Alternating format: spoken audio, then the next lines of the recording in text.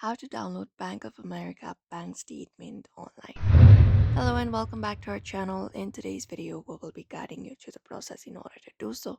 So without any delay, let's just get started. So for that, you can just head over and open up Bank of America website or the download application available.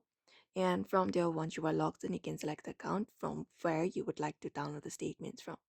So just go ahead and select it. After that, there it will basically view all of your transactions and everything. And the next step you need to do is basically look out for the download option. It is right above all of the transactions that you have. Click on it. Once you click on the download option, you can select from which transaction period, like current or the past ones.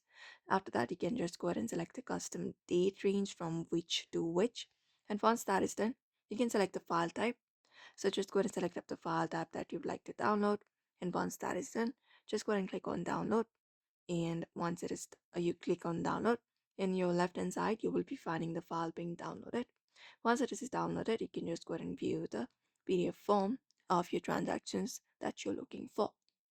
So therefore, if you'd also like to download Bank of America bank statement online, you may follow up these methods. So I hope this information was helpful. Give it a thumbs up and subscribe for more tips and tutorials, and we'll be seeing you in another video.